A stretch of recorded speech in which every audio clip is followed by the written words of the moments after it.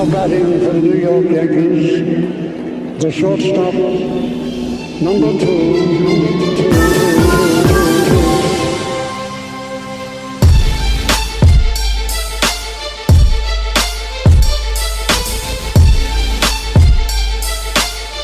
Welcome back. This is episode 91 of the NYYST Podcast, presented to you by NYYSportstalk.com. I'm your host, Christian. As always, I'm joined by my co-host, Chris. You. And Stat Guy Rye. Yo. What's up, fellas? How are you? I don't know. How are you? It's been a while. Said that before. When did we last record? Tuesday. Really? Maybe because you spent your entire birthday weekend drunk. You could wish me happy birthday before you get into all that. Nope. Publicly. I wished you a happy birthday. And Stat Guy Rye was there to hear Was I the first one to wish you happy birthday? Other than my wife? Yeah. No, that's how it should go, wife, brother. Yeah. That's how it should go. I agree. And then when I get around to it, me. It would have been nice of you to get onto the main Twitter account and wish me a happy birthday. You can do it for yourself, though. I wasn't going to do that. Why? Who would have known? Who would have known? You. And then I would have never lived it down. You know what? I was way too busy on Friday to be worried about your antics and patting yourself on the back for your birthday. Could have been like happy 30th to the best host that NYYST could ever think of. Yeah. Co-host. You notice how the show opens, right? My co-host. Chris. I am 30, so happy birthday to me. Yeah, again. Grandstand, patting himself on the back over there. And let me tell you something. Don't pull an elbow ligament. You want to know something? Threw up in the Uber on my way home. Yeah, I know. Thought he was doing me a favor, like showing up at my Christmas party last night. I'm here, but I'm gonna go home in 20 minutes because I'm so hungover from last night. Well, I wasn't even hungover. I was close to death. I was close to dying. Not close enough for my liking. I should have woke up and started drinking again. You should have. How was your night, Rye? What? On your 30th? Yeah. Great. I had a great 30th birthday. Did you have some companionship at the end of the night? Is that what happened? Back after this. I put a bottle of Jack on the table here to get us started off, but Chris doesn't want any part of it. No, I can't. I'm done drinking, man. Only on special occasions. That's what Maybe when I turn 40. That's what happens when you turn 30. You're like, I'm done drinking. I'm done drinking unless it's...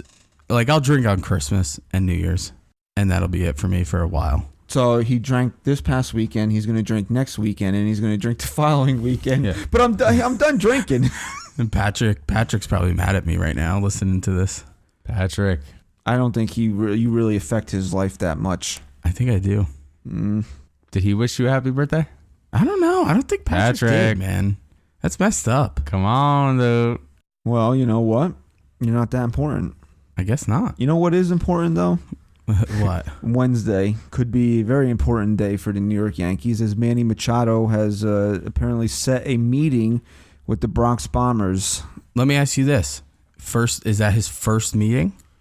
I don't believe it to be. I believe he's taking meetings earlier in the week also. Okay. And you don't think that if he takes one of those earlier meetings and they just hand him over a blank check, he wouldn't... What are we talking about, $1 billion? No, we're talking a big, healthy, 10-year, big-time contract. Yeah, how much? Do the Yankees Photoshop? $5 billion? $320. He'll talk to the Yankees for $320. Are you serious? $400. Is there a price that Manny Machado can be offered before Wednesday that he doesn't even meet with the New York Yankees? $5. That's ridiculous. Well, you're saying name a price where he would cancel a meeting with the Yankees? $500 million. Not even $400, you don't think? No, because I think at that point he would want to see how close the Yankees could get. $500, you don't even care how close they could get. No. I don't know. I think teams are sneaky, especially lately with the Yankees. They know that the Yankees aren't going to go over the top, and if a team really wants Machado, they might go over the top before he could even meet with them on Wednesday. All right, that's great. So if the White Sox want to give him $500 million to play baseball, have fun in Chicago. And then you got to get Harper. You don't have to get Harper. They got to get one of them, man. They need some type of splash. It's not happening in starting pitching. You know what splash they need to make? In November, when they're taking a splash around the Canyon of Heroes. That's what they need to do. You don't win World Series in December. You win them in October. I agree. Happ signed, correct? That's done. Physical approved, passed. I don't think it's. Can we do one thing official before yet. we move on to the next? Yeah, sure, absolutely. I had a point I wanted to make. The Yankees cannot officially announce the Happ signing until they make a maneuver on their 40-man roster because their 40-man is full after the Rule 5 draft the other day. Okay. And what move do you think will be made? The most logical one would be to send Sonny Gray on a plane to Cincinnati or Milwaukee or Atlanta or San Diego or wherever. Okay, they make him official, right? And then some rumblings start with Corey Kluber. Is there a possibility in your mind, when we talked about this a couple months ago, that the Yankees sign Happ, but then one of these big guys become available for trade and they can work something out where CC Sabathia is no longer the fifth starter on this team? Well, for everybody that complained about the Paxton trade and have complained about the Happ signing, oh, the Yankees need to do this, the Yankees need to do that. Well, the Yankees couldn't do this, or now they can't do that because the Mets have signed Wilson Ramos to be their catcher, so they're out of the JT Realmuto trade talks. Mm-hmm. So that completely shuts the door on getting Noah Syndergaard. Okay. And now with the trades of Yonder Alonso and Edwin Encarnacion, the Indians are no longer motivated to move salary, meaning they are no longer motivated to move Corey Kluber or Trevor Bauer. Jan Gomes, too, is another salary Jan they were able to Gomes, there dump you off. go. It's another one. So now they have no reason. They move salary in other places. They have no reason to go out there and make other moves. They had a great offseason. Dumping really off salaries did. like that. They That really Edwin did. Encarnacion deal, what were the Mariners thinking? Yeah. I mean, they want to then now trade Edwin for prospects, but And you know what, too? We were talking about it a little bit last night. I never thought in a million years the Mets would even be considered able to be competitive in 2019. And I thought they were so dumb for not getting rid of DeGrom or Noah or anyone. But with the additions they made and the rotation that they have, they might be pretty decent. is Cespedes healthy? No. Then they're not going to do anything. So The same offensive struggles again. Speaking of healthy outfielder, by the way, wasn't Clint Frazier taking some swings the other day? Did you see the video I sent you guys? No. Yeah, he was hitting off a tee. Yeah, but his bat speed is like, it's weird. It's incredible, guys. It's so It really is. It has such a nice swing. But it affects him negatively sometimes, where he's too aggressive. Mm-hmm. But he does have some quick bat speed, man. Yeah, seeing that video, I kind of want him starting left field this year. He could be if he's healthy. Yeah. Okay. What's wrong? You tired? No, I'm just trying to get the show to flow properly, and you're taking it all over the place here. All over the place. Yeah. So cut me off. Let's go. It's your birthday. What do you want to talk about? Thank you. It's your birthday, so if you want to ruin the show for your birthday present, go I right have ahead. a lot of things on my mind, and I don't trust myself tonight to be able to remember them, so I'm just trying to get them So out. what do I bother formatting a show for then? You never told me a format. It doesn't matter. I know what it is. You follow me. I'm the leader. Where would you have taken the show if I didn't? Why do you think I opened it with Manny Machado? It was supposed to start there. Let's go back. Let's start there now. Okay. Let's pretend my vomit of a bunch of different topics never happened. We were going to get to all those things as well. I know. See, I set up the show a little bit. Yeah, but now you got people. Now everyone's listening and they're like, wow, I can't wait for them to get back to all those Now they're other like, things. Jesus, I wish they would have just talked about Machado. Now I'm all confused. You all right over there? Yeah, I like doing like a quiet Mike Francesa because you can't hear it because you don't have headphones on. Yeah. All right, so Machado's taking the meeting with the Yankees. We know he's taking a meeting with the White Sox. We know he's taking a meeting with the Phillies. Apparently he has 3 other meetings scheduled. We don't know the teams yet. Hasn't been made public. So 3 on top of those and the Yankees? Apparently he's got 6 meetings planned. Well, Dodgers would probably be one of them. Maybe. I haven't heard. I've heard the Phillies, White Sox, and Yankees confirmed. I heard he's basing his decision over which team has the best Photoshop of him on the Jumbotron I of think, their yeah. stadium. Maybe Ryan Rucco should get on that then. So you said, what is a number that a team could throw out before he gets to the Yankees where he doesn't even take the meeting? Right. It's $500 million. That's crazy. I think you're over the top with that. No, I don't think so. I think if a team offered him first of all, 10 years, because I don't think the Yankees are going to offer him 10 years. Or if they offer him 8? I think if a team offers him 10 at close to $400 million, he's going to take it. If they look at him and say, I'll offer you this right now, but you're not leaving this office without signing, he might take it. Yeah, but again, he's going to have to be completely blown out of the water. Because And you know what team scares me with that? The Phillies. Corbin had that number in his mind before he met with the Yankees, still took the meeting. So I'm sure he's still going to want to hear and maybe have his agent pressure the Yankees a little bit. Maybe. Even if he doesn't, even if he has 10 for 400, he might sign with the Yankees. Maybe he would sign with the Yankees 10 for 350. And then, how bad do you want Manny Machado? Do the White Sox have a shortstop right now? Who do they got playing there? They have that young dude. That would be the team that would scare me that could get him, because the Phillies just signed Segura. So if Machado's going to go to the Phillies, it'll be as a third baseman. I just don't think the White Sox have the money to blow him out of the water. I think the Yankees could easily. They're not paying anyone right now. Yeah, I don't know. They probably have that money to spend on somebody. Let me ask you this, Christian. The Red Sox. Dude, their shortstop is Tim Anderson, so I don't really know how much of a so Machado would slot in the shortstop if he wants. Let's take a look at Tim Anderson's numbers from last year. Machado's just not a good shortstop, though. I know, but he's a phenomenal third baseman. I don't know why he's so stubborn on that. Tim Anderson he's got a little pop in his bat, 20 home runs, 64 runs batted in. He's got some speed, 26 stolen bases. He's got some decent range at shortstop, too. So, I mean, he's a good ball player. I mean, he's solid. He hit 240 last year, but are you going to keep him? Is he going to block Manny Machado? I don't know. I think the White Sox, in the direction that they're going, they've gotten very young. And like we talked about before we started recording, they need to keep their salary open for pitching. And they're not giving 400 whatever million you're going to give Manny Machado isn't going to make you a championship team. You know what I hate? When you roll your eyes when I talk. And then I listen to the podcast and I remember when you were rolling your eyes. That's great, because I'm rolling my eyes because, again, I have to correct you. Why? Because you're saying that they don't have the money. They have an older owner. Do you remember what happened in Detroit when Detroit went out and they spent all types of crazy money because their owner was on the last legs of his life and he wanted to win a World Series before he died, and they made it there, but they didn't win, and now they're stuck with these terrible contracts like Victor Martinez and Miguel Cabrera. Yes. The White Sox are in a similar circumstance right now where they have an older owner who wants to win before he dies.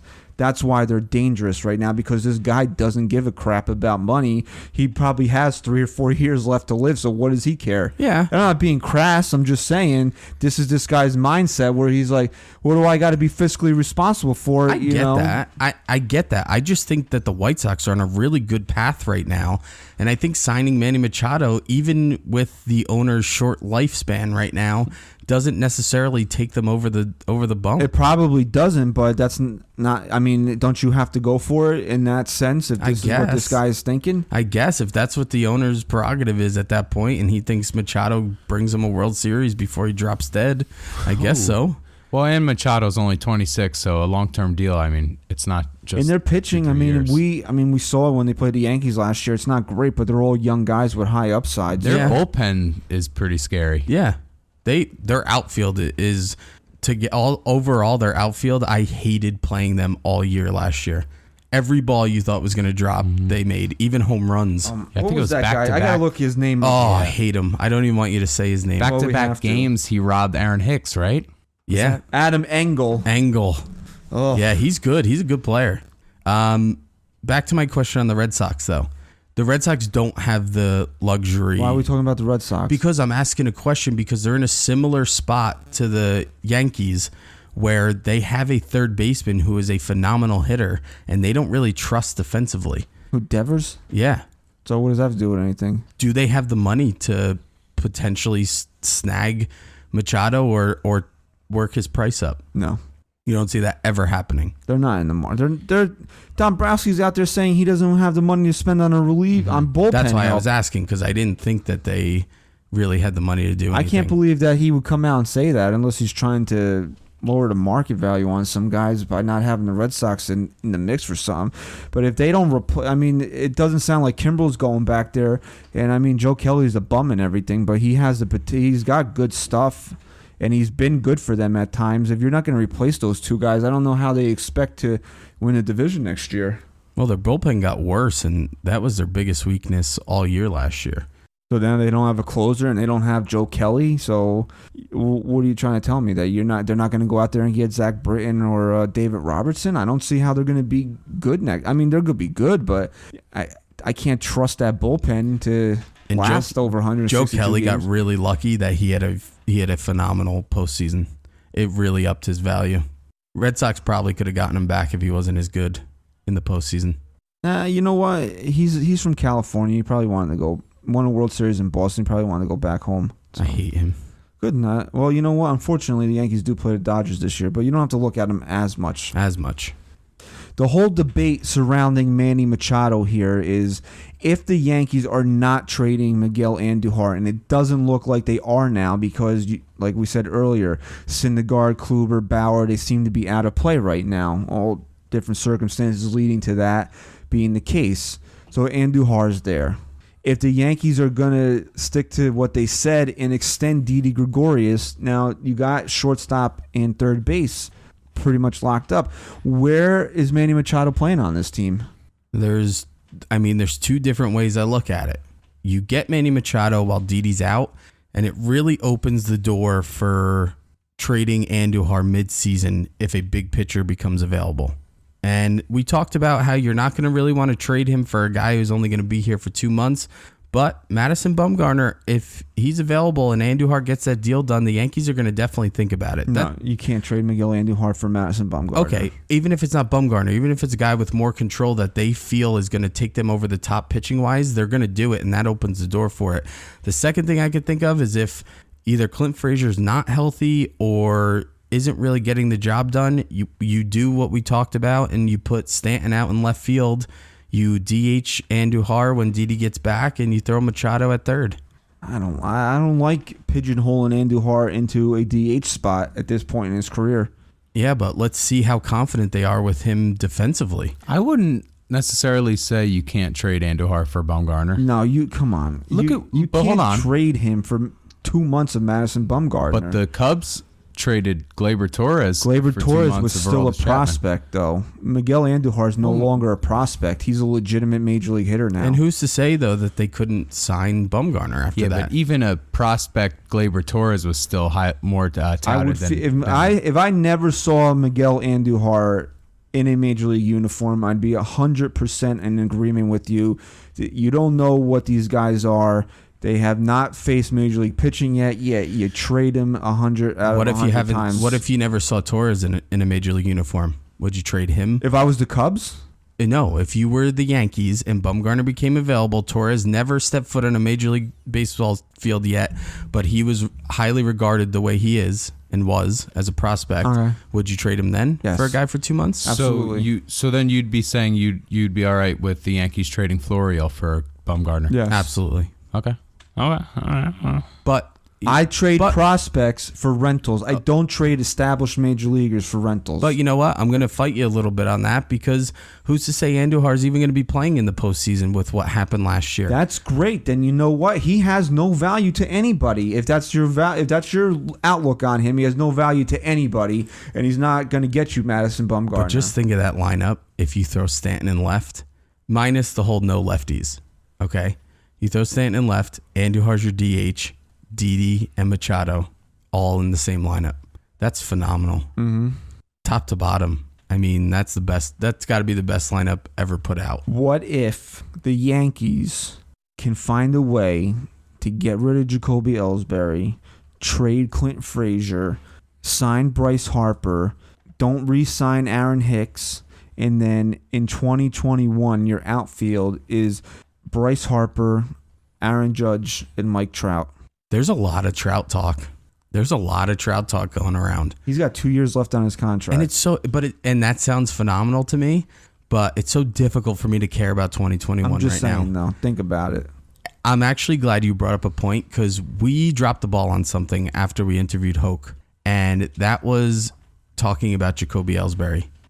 From what it sounded like, Hoke feels that the Yankees are going to really utilize this guy, just like you said, if he's healthy.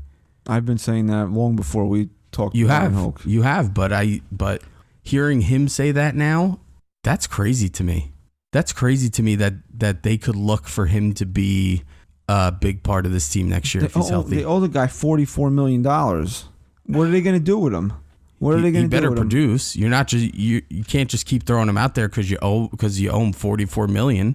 They're not going to move him. They can't move him at this point. $42 million, whatever it is. Whatever. What are you going to do with him? If he's healthy, you have to play. You have to put him on the major league roster. And I know we asked this question before, but do you think a healthy Jacoby Ellsbury gives you more production than a healthy Brett Gardner next year? I don't know. It's probably about even.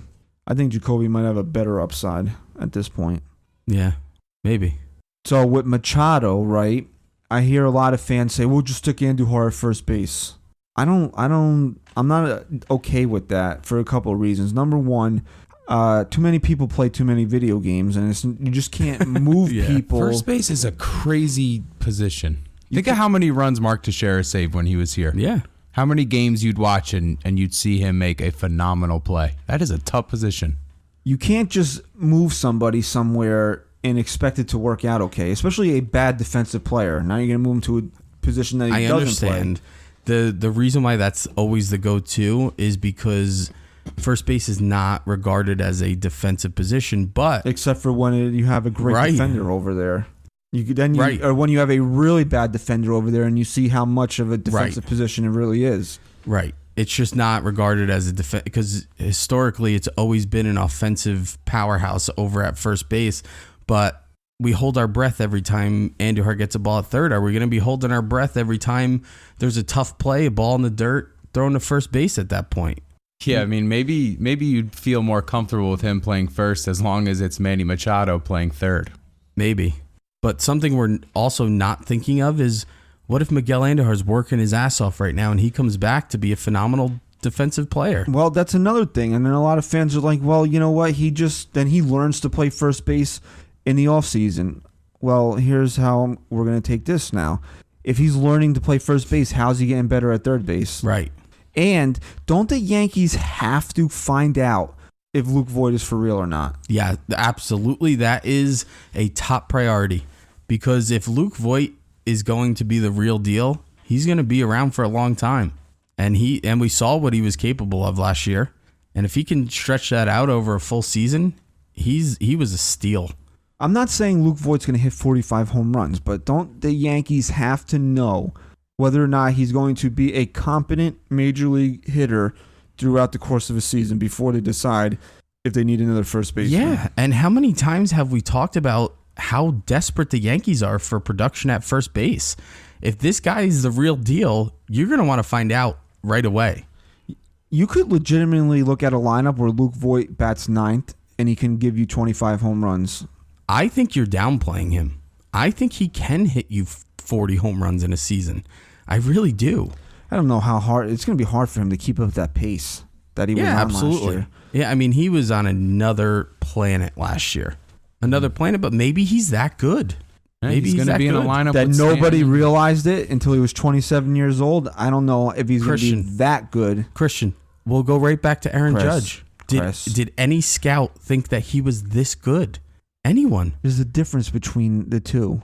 What's the difference? Aaron Judge was still a first-round pick. Aaron Judge was still projected to be a all-star caliber player.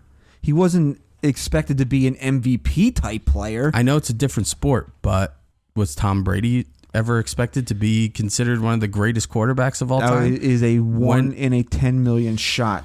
Maybe Luke Voit is at 1 in 10 million. Voigt's name was being circulated a little bit, though. He was known for his exit velocity. He was in the top 5 for exit velo for a minor leaguer. I'm just saying that for him to come up at 27 and all of a sudden become Mark McGwire out there, you know, I'm not saying that's what's going to happen, but the Yankees owe it to themselves to find out if this guy can hit 25 home runs in a season. I agree. Bat 270 or 260. I think we're going to be frustrated And I think a lot of fans are going to be frustrated because I think that the Yankees are going to give Greg Bird a lot more time than we think because they're left-handed, desperate for left-handed power in this lineup. And I think you're going to see Greg Bird playing a lot more than we expect right now. I think it's going to go into camp as an open competition, and whoever's hot is going to play more. And that's how it should be.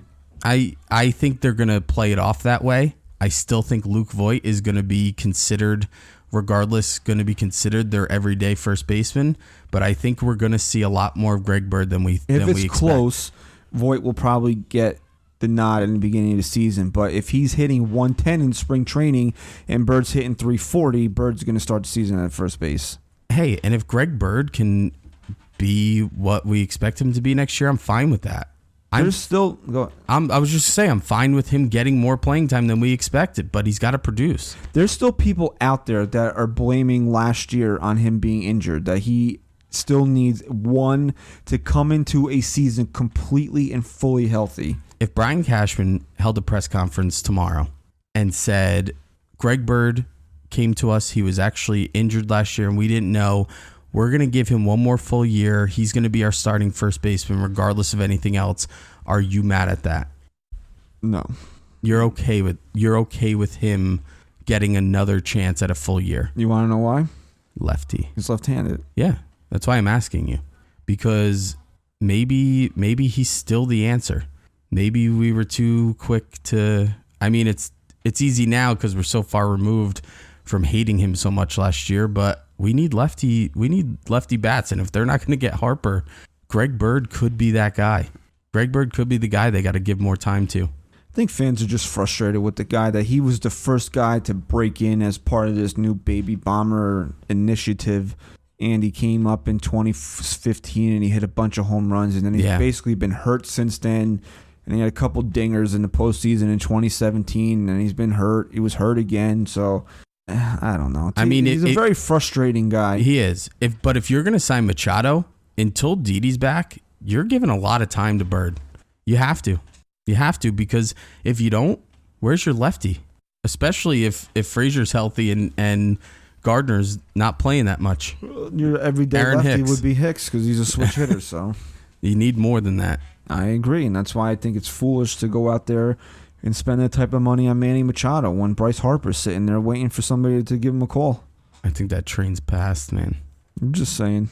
Although Cashman does pivot sometimes on what he says when he said, no, hell no, never are we going to sign Bryce Harper. And then Scott Boras came out and gave a press conference where he said the Yankees never told him that they weren't interested in Bryce Harper. And then Cashman said, well, we like to keep our options open. Yeah, yep. So you never know. You never know what the Yankees are going to do. Do you think the fans are more inclined to Harper or Machado being signed? I think the fans are just inclined to the Yankees doing something incredibly stupid and spending money because they think that's the way that they're going to win a World Series this year. I'll tell you what, you're listening to this podcast. If you're listening on Apple Podcasts or iTunes, leave us a rating and review. In the review, just one word, either Harper or Machado. Who would you rather have? I want to know. We ran that poll on NYY Sports Talk on Twitter a while ago, and I think it was 51-49. I think Harper won it, or Machado. It doesn't matter who won it, but it was incredibly close. Yeah. It was 51% to 49%. I'm ecstatic on either one. And then you get the people, neither. I don't want either one of them. Well, you know what? I can't agree with you on that because as much as I don't think the Yankees should get Machado because I don't think he fits this team well, if they got him, it makes them better. Yeah, absolutely. I'm all about the team getting better. And we have a rotation now, even if it plays out the way it is now, which is the most likely scenario. We have two guys now that are stable, that stabilize this rotation that we can trust. Now, Paxton has to stay healthy. That's number one. But the biggest thing with every Yankee fan out there flipping out about this rotation, they're flipping out for one reason, because they don't consider Luis Severino to be an ace. And I think this season truly lives and dies, at least on winning the division, it lives and dies on Luis Severino being an ace this year from the beginning of the season to the end. Well, let's break down the Happ contract before we dive into that here. Happ, the Yankees haven't made it official yet because they have to make a maneuver on their 40-man roster. They have to clear space before they can add somebody else. I'm assuming that'll come in the next couple of days to designate some guy that they put on for whatever reason, or hopefully trade Sonny Gray by now. I mean, Christmas is coming up. At least, let's not have this hanging over Sonny Gray's head on Christmas morning. Or A.J. Cole, Christmas morning. That's true. A.J. Cole. Give up some coal. I just want to say, we don't have to even talk about it, but I'm actually shocked going throughout social media how many people are suggesting that we give Sonny Gray another chance. That's crazy to me. I can't. Like I said this on if Cashman didn't say what he said, on a previous show. If he didn't come out and was so adamant about saying we're trading him, I wouldn't be as opposed to bringing him back. But you can't come back from that. So give me the particulars of the Happ contract. You got the particulars out of your nose too? I was scratching the outside. Yeah, right. Didn't it was go a in. pick. I didn't go in. It wasn't a pick. It was a pick. Wasn't a pick. Thank God this is not streaming live right now, because you would have just shown all the fans. Definitely like wasn't. It wasn't a pick. Booger. It was an outside scratch. I didn't see it. Outside scratch. Anyway, Happ, 2 years with a third-year option. Love it. $17 million each year, including the option year. He has to hit 160 innings, 165 innings or 27 starts. Yes. I believe it's either or, not both. And his second year. In the second year. First year doesn't matter. First year doesn't matter. I really like that deal. I think he got a lot of money. I think 17's a little high. What? Not really. I was expecting 15 to 16. I was expecting 17. 15. Still not that high. And at that point, what are you going to do? You're going to let him walk over $1 million? That's $2 million. So $1 million a year? And that's 6 total if he plays all 3 years. Oh, so let him walk then, and then you have nobody. I said I really like the contract. I just thought that was a little high, but if that was what kept them from giving a guaranteed third year, I think that's great. I think they did a good job. So Cashman got 2 starting pitchers. He said he was going to get 2. He got 2. Now you have to debate whether or not they're, quote, elite or not, and whether or not he did enough to improve the rotation, which I think you have to look at it as who else has been traded, who else is on the free agent market, and as to what was available to the Yankees. And based on what was available to the Yankees, you cannot say that he didn't do a good job. He did a phenomenal job. Phenomenal. All right, so in the trade market, who was the best starting pitcher that's been traded? That was traded? Yeah. I don't even... Paxton. James Paxton. Yeah, 100%. Where did he wind up? New York Yankees. Okay. Out of all the free agent starters, who was the best free agent starter on the market? Corbin. Okay. So the Yankees passed on Corbin because the contract was astronomical. Astronomically ridiculous. And who'd they back it up with? They got Happ, who, would you say, was he the second best guy in the market, third best guy in the market? I think it depends on what your ultimate goal was. The Yankees didn't want to risk the money to a guy who had 2 major surgeries, and Happ gives you that stability all year. I think that was ultimately the better move, the safer move, and he was great for them last year. From what I heard, the interest in Eovaldi for the Yankees was real. They just could not give him a 4th year. No, that would have been ridiculous. They were hesitant, but would have went to 3 years, but he got 4 from the Red Sox, and the Yankees weren't touching him on 4 years. And they shouldn't have. In terms of talent, I'd probably rank Happ as the 4th best available free agent this year, with Corbin, Eovaldi, Keuchel, and then Happ. And what's maybe more going on with Happ, Keuchel? but right around there. I heard that he's going to take his time signing. I guess he could, but what's the market now for him? There's still teams that need starters. Philly's been looking for a starter. Whoever doesn't get Sonny Gray out of those handful of teams are going to need a starter. Yeah. So there's going to be a market for him. I think a lot of what could happen with Keuchel depends on also what's going to happen with Sonny Gray. Do you agree with me on my statement of Luis Severino? Because if you look at this rotation right now and you close your eyes and you imagine Luis Severino being the guy who we expect he can be with the talent we know he has, just think about that for a second. Think about if you have a bona fide ace in Luis Severino. You back that up with James Paxton. We know what kind of reliability we're getting out of Happ. CC Sabathia only being relied upon as a fifth starter. And then Tanaka's probably going to give you that roller coaster year. But again, he's lights out in the postseason. This whole thing is predicated on Sevy being an ace. If he's not, then you have a lot bigger problems. Yeah, and you know what? I hate everyone out there who's mad at they're mad at the Yankees for still having faith in this guy. If it were up to all of those people, Sevy would have been out of here 2 years ago. And the Yankees continued to have faith in him. Why would they give up now? Let's not act like he had an awful year last year. Let's think about how friggin' good he was. And I say that because, yeah, it does matter how much he fell off last year. But look at what he was capable of when he was good. This team was at its best. That talent just doesn't go away. When he was on that level, oh, yeah. They were just rolling off wins. And now imagine backing that up with Paxton, Happ, and Tanaka, and CC. That's a great rotation.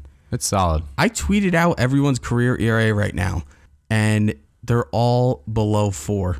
And someone came back and said, oh, that's kind of simplifying things. Sonny Gray's career ERA is 3.66. Yeah, what was it before he came to the Yankees, though?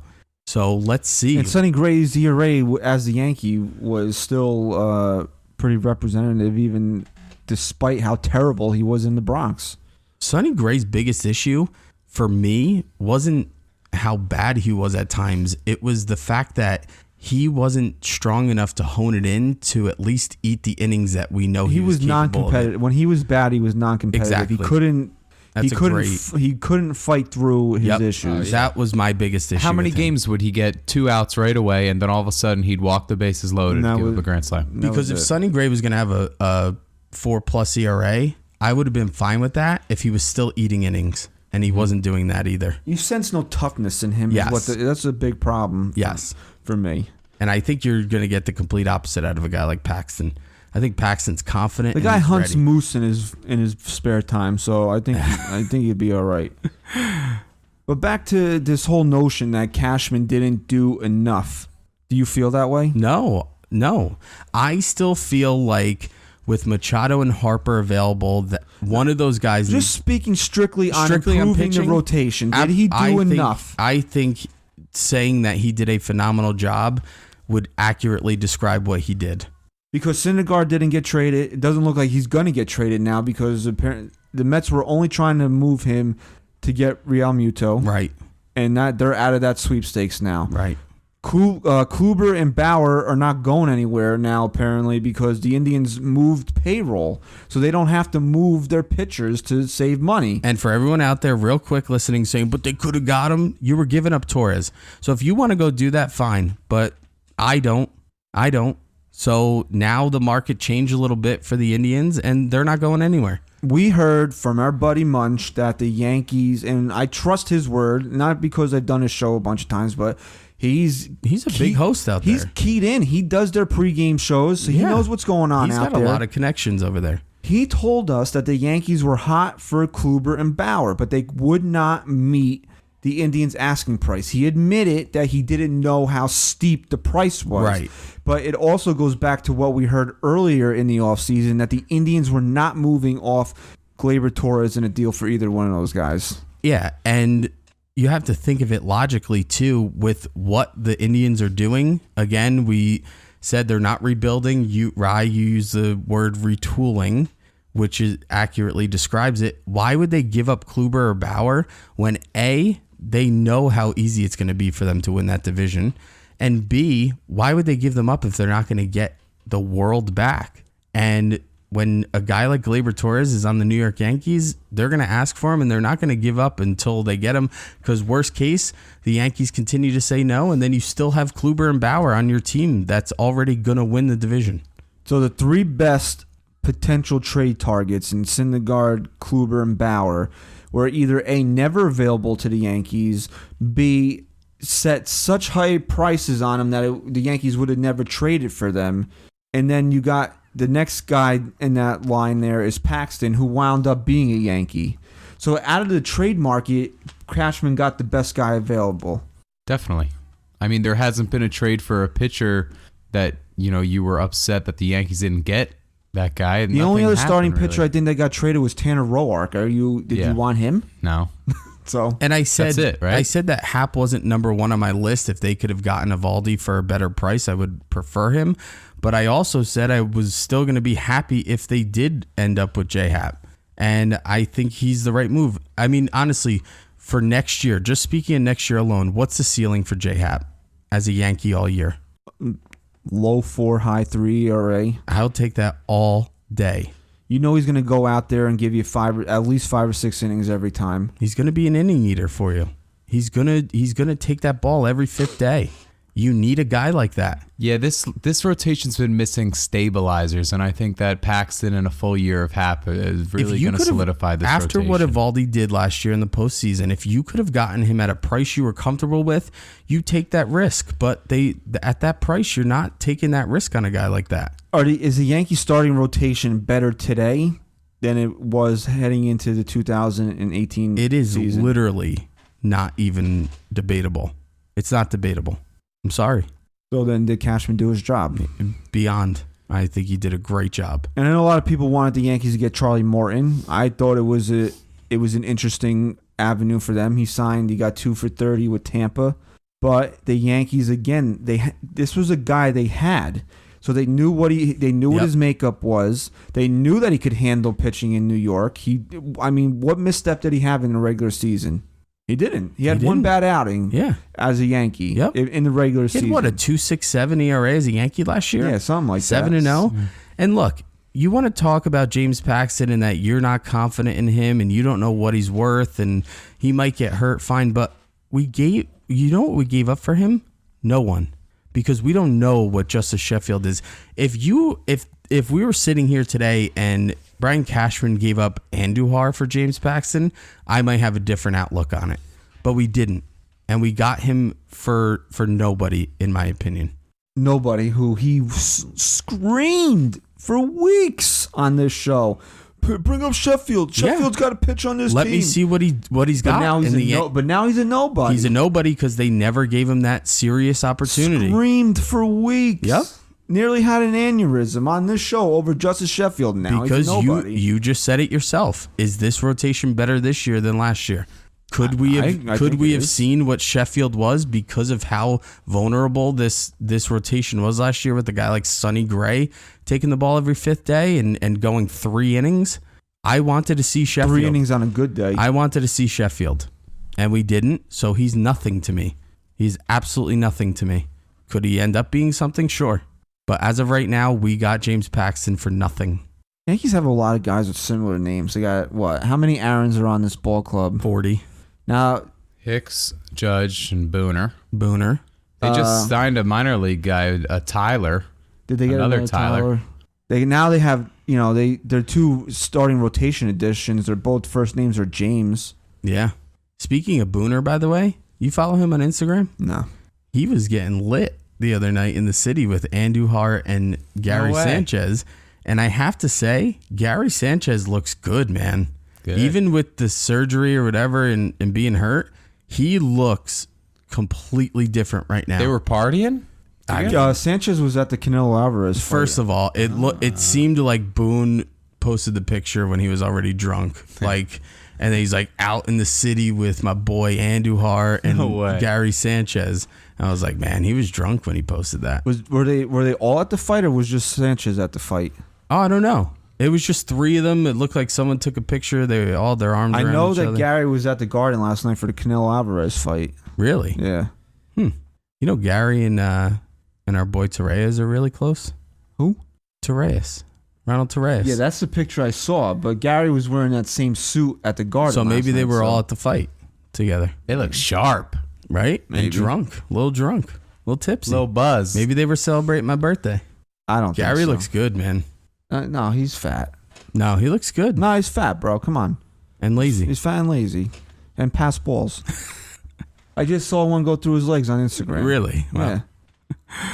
All right, I guess the last thing we can talk about here is Clint Frazier, since you wanted to bring that up earlier. Clint was on, I saw it on Twitter. Maybe he was on Instagram too.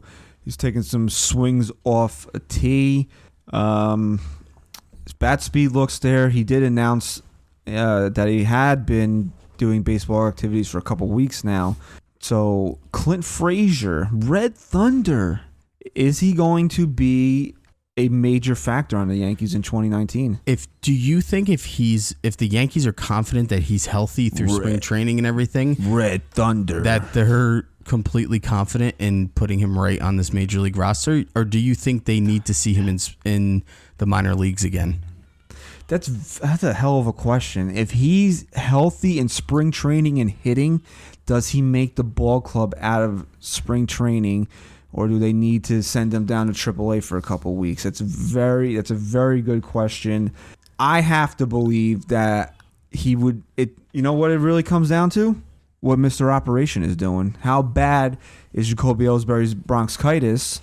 Is he going to make the club out of spring training? He's stage 4. He's terminal. We already said it. I think if Clint Frazier is healthy, again, it all comes back to the lefty bat and Brett Gardner, but how many different people have to say it? The Yankees aren't going to depend on him to play 140 plus games again this year. If Clint Frazier's healthy, man, we need to see him. If he's going to be on this team, we need to see him right away. Oh, I agree, but he becomes expendable because you have to put Ellsbury on the roster. There's nothing you can do with him. That's so difficult, though. And we always talked about Clint Frazier being blocked, or it was never his time, or whenever they called him up, it was like he never just got that consistent playing time. This is the time now where if he comes up, he can play every day. Oh, I 100% agree with that, but how many outfielders... You can't let Jacoby Ellsbury block that, though. You can't, man. You can't, but it's going to happen. Mm-hmm. Oh, that's so frustrating if it does. It's going to happen. You know it. How many outfielders are you going to carry then? If Clint Frazier was lefty... Oh, forget it. Oh, my God. Forget it. If Clint Frazier, if he was lefty, and they would have never re-signed Brett Gardner. Brett Gardner, exactly. Yeah. Exactly. Because think about it. How many outfielders are you going to carry? Hicks and Judge are locked in, right? Right.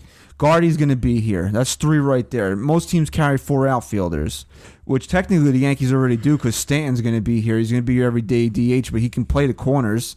So you already have 4, but you're going to carry a 5th because of Stanton's main role on the team. So it becomes whether or not Ellsbury is healthy, because if he is, you have to put him on the club. Bro, they're not going to, I'm telling you, I know that you're going to say, well, Toronto just released Tulowitzki with 2 years left on his deal.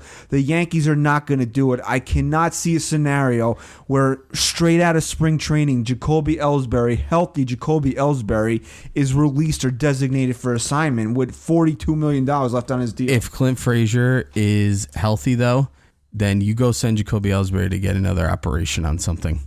And you keep him home again. It's probably what's going to end up happening anyway. He's going to make something up. Yeah, he stubbed his toe if Clint Frazier is healthy. If he's healthy, that's a big if. He could swing a bat all he wants and look as great as he wants, but these concussions, they can creep up on you, and they can really hold you back when you're mid-game and he starts really hustling for balls, laying out for a ball in the outfield. Is he gonna favor that a little bit? I know it's a weird word to use, but is he gonna be a little held back, reserved in the outfield because of his concussion? Look, that's going to be a major storyline in spring training, whether or not those two guys are healthy, Ellsbury and Frazier, because I think any Yankee fan and the Yankees themselves want Frazier to be healthy because he provides much, much more of an upside. But if Ellsbury's healthy, you have no other options but to put him on the club. You just don't. Hey, you're adamant on that, and a lot of those things that I fight you on, you're right about, and I'm not going to fight you on it. You're probably right. You mentioned Frazier's injuries creeping up on him, but do you know who just creeped up on us? We're what, 9 days away from Christmas? Like the jolly fat man creeping up on the roof to drop off presents. I heard a little rumbling outside. It's too. Not Santa's sleigh. It's the Brett Jet. The Brett Jet, baby. Gardy Report brought to you by Digsies.com. Get off the bench and into the game. Digsies.com is your one-stop shop for sports betting advice. All the questions you may have on who's going to cover, who's going to win Sunday's game. Who won today? Giants got shut out, right? That was atrocious. Oh boy. All questions Digsies has the answers to, whether your sport of choice is the NFL, NBA, NHL, or NCAA. Digsies.com has you covered. Daily, weekly, or monthly picks on every sport. 65% winners day in and day out. Digsies.com is the place to go when you are ready to win. Use promo code NYYST to get a 10% discount on your package today. That's Digsies.com, DIGSIES.com, bringing you the Gardy Report. Before we bring Gardy in here, you mentioned the Giants. I know this is not the NYG Sports Talk Show, and I'll bring this more up on my solo pod later in the week, but I know a lot of Giants fans listen to this. Can we stop with the nonsense that the Giants don't need Odell Beckham Jr., please? Can we stop with that? And I'm not even his biggest fan. You hate him. So can we stop with the nonsense that they don't need Odell Beckham Jr.? Because I think today kind of proved that they need. I watched a little of the game, and again, not to get into it too crazy, I actually felt bad for Eli Manning today. He had a few nice passes in the end zone that should have been caught. Yeah, Shepard dropped a few today. Oh, which one? Awful. Both Shepards. Sterling. Yeah, well, He was awful. oh, hey, hold on. Gardy. A happy birthday to you. Finally, someone acknowledging me. Yeah, man. What's going on, Chris? Happy birthday, Thanks, dude. Gardy. I appreciate it, man. 3-0, huh? We brought this in for a special birthday surprise. Gardy returns to the I knew you guys would do NYY something. Yeah, NYY Sports Talk podcast for Chris's birthday. I brought a cake, but I left it in the bread chat, so Gardy, I'm we're probably just gonna eat it. we're a few days away from Christmas here. Right. Great holiday. We usually bring you in around the holidays to get a feel for what the Holly Hill traditions are. What's a big Christmas tradition in Holly Hill? Well, deck the halls with boughs of holly, Holly Hill. We just sing that song on constant loop because it has, the first word of Holly Hill is in it, is holly. So, it's holly jolly down there in Holly Hill.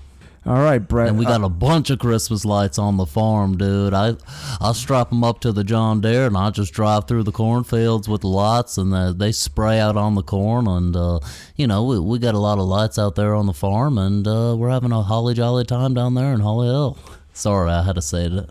Again. Well, let's ask you about a 2019 question. Right. You're brought back here on a very friendly deal because, I don't know, maybe you have some nudie pictures of Brian Cashman or something. Yeah, Do you care to speak on that?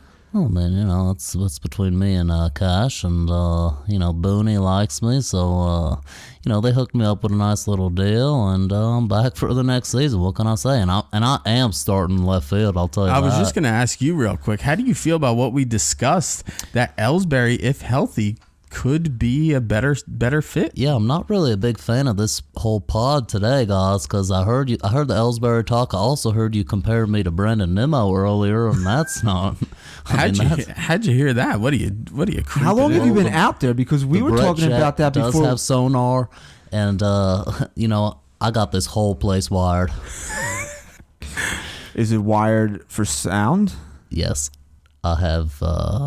There's microphones in every single room in this house. This is your first time at the new studio, Yeah, by the way. beautiful studio, guys. Did you find it okay? Yeah, I found it. I checked out your window right here. It's so easy getting in because your window's right. I could just walk right through, so that's really nice. The street's kind of confusing. I couldn't find where to park my Brett yet, but you got a long driveway next door. I parked it right in there. Perfect. Yeah, it's nice. So, Brett, thank you for popping in here. We want to wish you a very Merry Christmas and a Happy New Year. And hopefully Clint Frazier beats you out for the left field job in spring training. Let's take that back right there, or else I'm going to have to put some A.J. Cole in your stockings. Regardless of your fate next year and how many games you play, right? When you do play. Oh, okay. I see where this is going. How will you play? You ever see that one movie with Keanu Reeves? Which baseball one? movie? Constantine? No, something it's called Hardball. They made that movie after me, dude, because that's how I play. Hard. Well, thank you very much. That's Brett. how I will be playing when I'm starting left field on opening day. All right, Brett, thank you very much. Let's get you back on the Brett jet. Oh, my gosh. Let me ask you one last question. Yeah, sure. If Santa's sleigh breaks down, can he borrow the Brett jet? Absolutely not. But I will borrow his red suit and I'll become Santa Claus. I like that better. Gardy, Me too. Gardy Claus. Gardy Claus. Wow, could you imagine that dome getting down chimney on Christmas And morning? now you're talking about my head. You're comparing me to Nemo. You're comparing me to Ellsberg. And now you're saying I got a damn big head. I think it's time for you to go, Gardy. Yeah, me but too. thank you for coming in. Happy holidays, Gardy. Thank you for your contributions to the pod in 2018. Oh, anytime, guys. Take it easy, guys. Wow, that was pretty scummy of Gardy because we were talking about Nemo before we even came started on air. recording. That's messed I up. wasn't sure. Yeah, I thought you guys were talking about that before the air. That he's kind of creepy. Gardy Report brought to you by Digsies.com. Get on there. And by apparently the way. some good surveillance equipment too. Yeah. Maybe that's what maybe he's Maybe he's trying to plug something for next time he's on. That's Well, we it. were saying before the pod that the reason why the Mets pulled out of the Real Muto sweepstakes is they had to give up one of the three: Nimmo, Conforto, or who's the third guy? Rosario. Oh, yeah. Yeah, and I said that Nimmo just profiles as a Brett Gardner type. Like, no disrespect to Gardy, but I mean, would you let a guy like Gardy get in the way of getting a all-star type player that you really at a position you really need?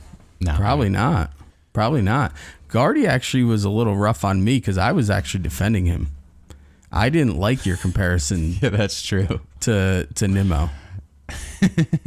That was very nice of Gardy to pop in a couple days before Christmas. Makes you wonder how often he hangs out there and to peep on the show. Yeah. You think he hears his name and he just shoots up? He Yeah, probably there's- just comes right away. There's probably And- something in the equipment he's using that. And he's probably really let down when we don't ask him to come in and join us. Yeah, I agree. You know what? It's Gardy. Gardy's always welcome. He is. But you know what? He's too busy plowing the fields down in Holly Hill. Holly Yeah, he's Hill. got a lot of property down there. All right, it's episode 91 of the NYY Sports Talk podcast, which means we can bring back number trivia. Miguel Andujar. Ryan I already already got this one. He already knew, I actually meant to look it up to piss you off before and completely forgot. but Yeah. you're too dumb to read. I got it. So, yeah. do you know what it is? Had the same Andujar. initials. No. What are you? What is wrong with you? Andujar didn't wear 91 maybe. Only when he one came player in the history of the New York Yankees have worn 91, and And- as Ryan put it last week, up. he had the same exact initials. I got it. Their initials I are got the it. same as a type of battery. AA. Alfredo. MCO. Sevis. Really? Hong Kong. Oh, yeah. Savis. Was that right? Savis. Wow. that guy right. Pretty good. Remember him? I do. I actually really liked him when he was good. What number did Andujar wear though when he came up for that White Sox series? 95. No, I think it was like 70 something. 6 or something? Alfredo Savis, man. I can't say his last name right. Savis. Savis. Alfredo Sevis. He ended up with the Red Sox to Yeah. end his career, right? And he wasn't so good. No, but he was Yeah, he was really nice. good in his. It was a good find. That was a good find by the Yeah. Yankees. They plucked him out of a I liked Mexican him. league. Really? Yeah. Wow. Yeah, he wasn't bad. So speaking of not bad, this pod wasn't that bad. I liked it. That's all right. I liked the flow. It wasn't as bad as going out for Chris's birthday on Friday night, but you Let's know. not talk about it anymore, man. I just Yeah, want to man. throw up just thinking about it. Oh, I'm Chris. Oh, it's my birthday. I don't want to talk about it, guys. My wife got really mad at me. We were standing in the pouring rain after the bar closed, and she's going, "Where's our Uber? Is our Uber here yet?" And I'm going, "Yeah, it's almost here. It's like 2 minutes away." She asked me this for about 20 minutes, and she goes, "Are you sure?" And she looked, and I just had Google Maps up. Like, I didn't even have Uber up. I had no idea. And then we stole someone else's Uber. And I apparently paid the guy like $100 to take us Oh home. my God. Yeah. Really bad. At that point, you could have called me. I would have come pick you up for $100. Really bad. I wouldn't have paid you. I would have puked out of your car window. Well, let's put it to you like this. I wish you would have called me because then I would have finally gotten revenge on you. I would have just puked inside your vehicle and not allowed you to get revenge. Because this jerk over here, I called him on my birthday a few years ago to pick me up from a train station in Secaucus. Wow. And he wouldn't do it. He wouldn't do it. I was drunk. I was doing something. I was drunk. I was Christian, drunk. I'll tell you right now, if you called me, on your birthday and needed me to pick you up from the train station, I would have been there. You would have probably been on the train. True. Yeah, I actually might have just hung out on the train and. For the off, like I heard Christian's going on a train today. I'm just gonna ride all the trains back and forth from the Garden, and hopefully I see him. I was intoxicated that night, and I wasn't gonna be irresponsible and get behind the wheel of a vehicle, and B, I didn't want to put your life at risk at that point. I was stuck in a Secaucus train station for 2 hours on my birthday at 1 o'clock in the morning. To be honest with you, the only thing worse than that would have been getting into a car would have intoxicated you. So maybe you did do me a favor, but I also don't believe you were really drunk that night. I probably wasn't. I probably lied to you. I was probably just in bed, cozy, and didn't want to move. Because that's the kind of guy I am, right?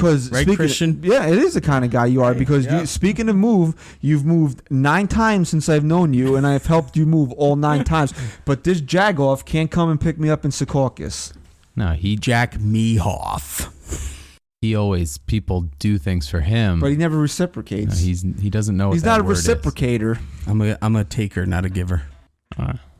I could go somewhere, but I'm not gonna because it's Christmas. Yes, and people are downstairs. Correct. So. And the people are getting wild. Speaking of downstairs, people are getting wild downstairs. So they are getting wild. The natives are getting restless, as they would say. Your wife has apparently cooked us a nice dinner. You're welcome. Which apparently I'm not eating because you pooped and then cut the potatoes, so I'm definitely off that. I washed my hands and told you I didn't, just so that you would think about it while you ate. You know what I'm washing my hands of? This entire show. It's time to wrap it up. Thank you for listening to episode 91 of the NYY Sports Talk podcast. Follow us on Twitter at NYY Sports Talk. Go there. Make sure you get all your breaking news, free agent signings, trades, and the Bronx Prescription. Look for that on iTunes. Hitting Hard should be on iTunes in the coming days. By Wednesday, hopefully. So episode 2, I'll hopefully have out Wednesday. If not, we'll do it on Thursday. Be sure to follow me on Twitter to get the latest news on that. And Stat Guy Rye. Oh, go Yanks. Chris. Say goodbye.